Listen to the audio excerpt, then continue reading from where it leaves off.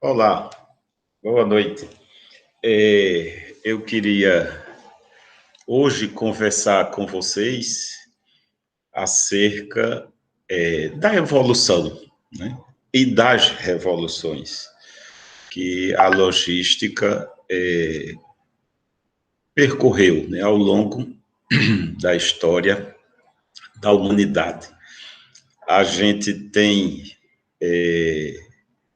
percebido que as grandes mudanças no âmbito da logística que mexe, né, com os fixos, com os fluxos, com os meios, impactando muito nos transportes, estão, assim, associados às grandes invenções, né? Então, as revoluções da logística, elas vêm no desaguar, né, das grandes revoluções da técnica, né? As grandes revoluções industriais que a humanidade experimentou até agora. Então, embora se registre mudanças significativas, né, desde o período do comunismo primitivo, né, o surgimento do excedente, o aparecimento da roda, né, e com isso tudo que ensejou, né, nos transportes, né, inicialmente as caravanas, né, mas isso vai evoluindo, né, embora a humanidade tenha presenciado um período de grande marasmo durante o feudalismo. Alguns historiadores chegam a colocar, né, que o homem se recolheu, né, a sua espiritualidade, mas do ponto de vista produtivo, do ponto de vista econômico, foi um período de grande marasmo, né? Mas foi a partir de invenções, né, que, especialmente, né, nesse período, né, ligado à agricultura, né, o rodízio de terras, de produtos, né, o arado, né, e com isso gerando maiores excedentes, e com esses maiores excedentes a necessidade de trocas, né. A esse período também se junta o surgimento dos bancos, a intensificação, né, do uso da moeda, né, e aí a humanidade vai viver um período de grandes mudanças, né, e a logística, em especial de transporte, sofre, né, um avanço significativo, né.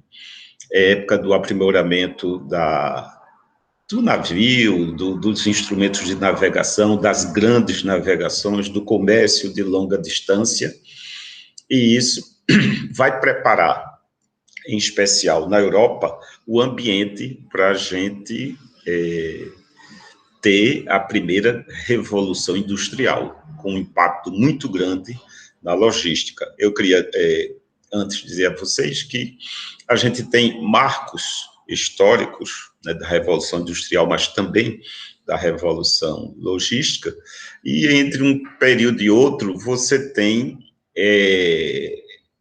muita inovação, né? Então, às vezes, as inovações estão próximas às invenções. E aqui eu considero inovação no conceito do Manual de Oslo, né? No conceito do Manual de Oslo, que considera que a inovação pode ser algo aperfeiçoado, aprimorado, né, levado, né, de um espaço para outro, né. A própria revolução industrial, ela tem essa ressurgência, né, essa possibilidade de, né, a primeira revolução industrial, a do produto, digamos assim, da máquina a vapor, né, do tear mecânico, dentre outras invenções, a própria Revolução Industrial, ela tem esse momento, né, bem elevado, né, de inovações. E, na sequência, você tem um impacto muito grande nos transportes, né? Nessa época era, especialmente na Europa, mas com ênfase, né, muito forte na Inglaterra, você tem a época dos canais, né, para facilitar o fluxo, né, de produtos e de fatores, né. Registra-se que nesse período a Inglaterra avançou muito na construção de canais, né, especialmente entre Liverpool e Manchester, duas cidades importantes nesse período, né, e de um fluxo muito intenso, mas depois essa experiência se espalha pela Europa como um todo, né, chegando à Holanda, né, à Bélgica, à Alemanha e tal, aliado, né, às grandes navegações. Isso representou uma possibilidade de acumulação de riqueza e de transformação socioeconômica muito grande, né? Então, entre essa primeira revolução e a segunda, aí você tem um período que predomina muito as inovações, né? Como eu disse a vocês, eu me pauto muito no conceito de inovação colocado pelo Manual de Oslo, né? E é importante que isso fique, né, claro, porque é o conceito usualmente, digamos assim, aceito, né?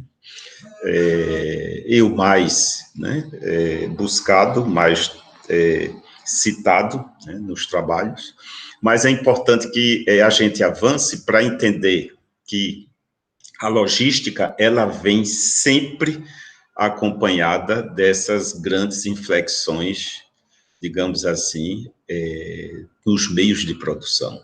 É a pressão, né, das relações de produção, em especial, né, as relações de troca, as relações de trabalho. Nós sabemos que no modo de produção, né, as relações de produção têm junto, digamos assim, com o conhecimento humano acumulado, um papel muito significativo, né, em ensejar, né, mudanças, né, digamos assim, bruscas, né, que a gente pode considerar como uma revolução, né, mas você tem também um período de um estágio de inovações, né, a partir dessas grandes invenções buscadas pelo homem, né? Aí você desemboca num terceiro momento, né, da segunda revolução industrial, a revolução do processo, onde o impacto disso nos meios de transporte muito, né, muito grande. A esse tempo você tem a energia elétrica, você tem o petróleo, e embora o símbolo dessa revolução seja o setor automotivo, né, e o processo, né, de produção a ele associado, né, que é tão bem trabalhado pelo Ford, né, daí o Fordismo, né, e todo, né, assim, o rigor do funcionalismo fordista que essa sistematização do conhecimento trouxe. Eu vou dar um pulo para a gente chegar no momento atual, que nós acabamos, né, de experimentar uma terceira onda, uma terceira revolução, a revolução do conhecimento, ou, como preferem alguns autores, né, a revolução técnico-científica informacional, e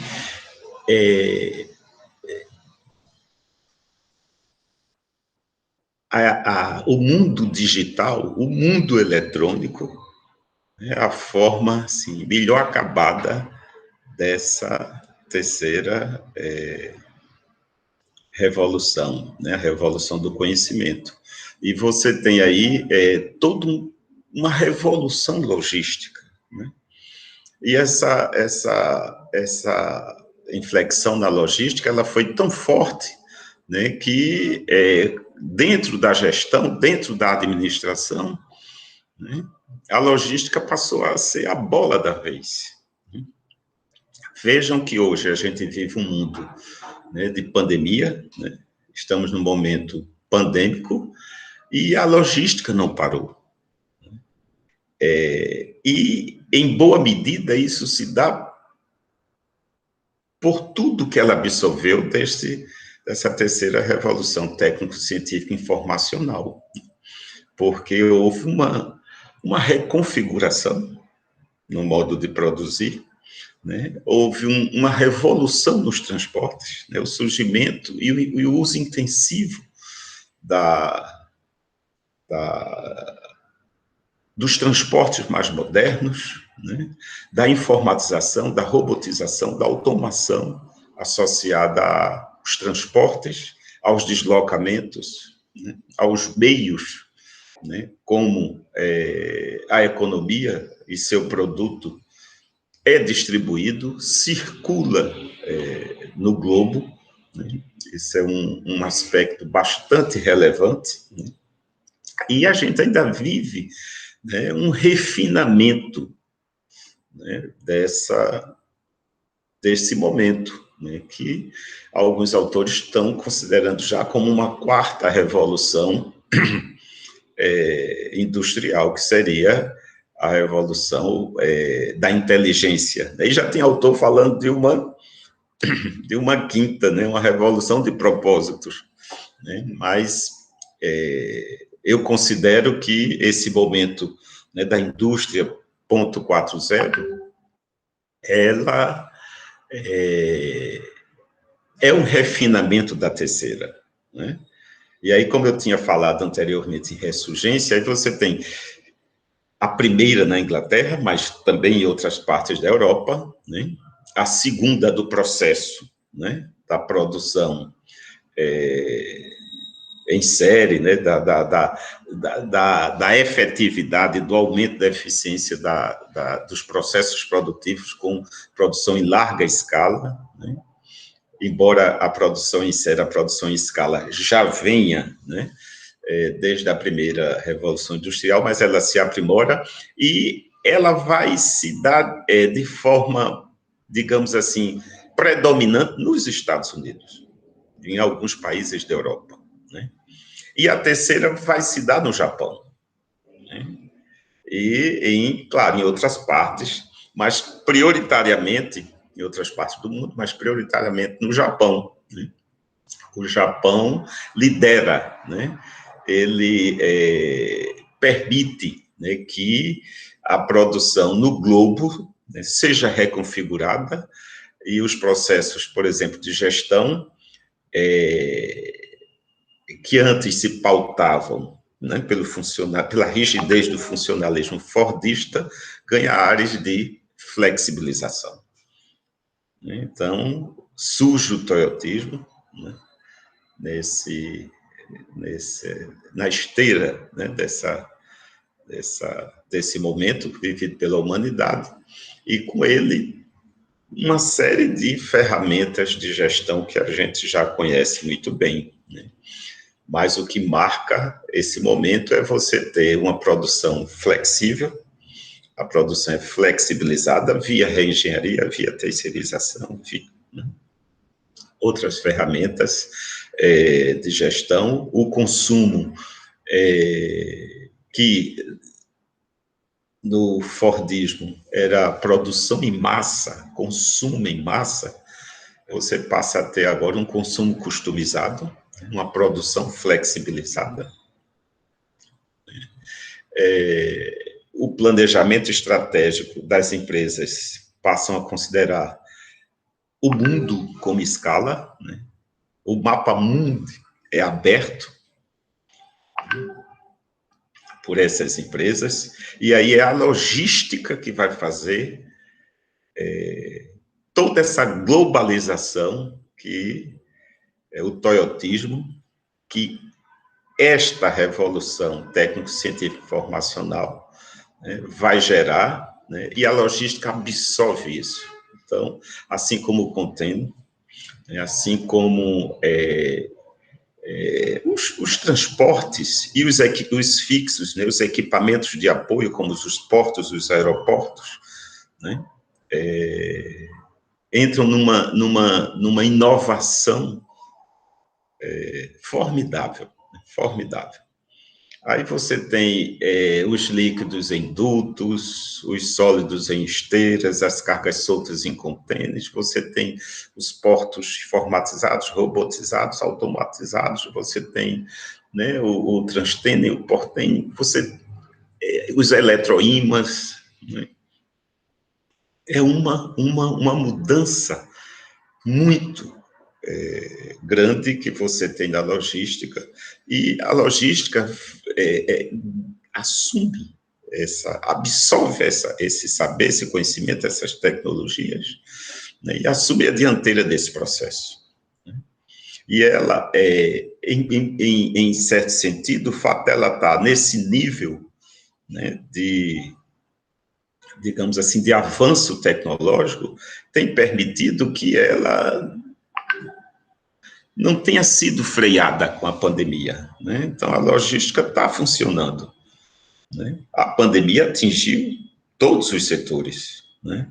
Mas se a gente pode eleger um setor menos atingido, esse setor é a logística, né? As economias entraram em depressão, as economias entraram em processo, né? Mas nem todas, né?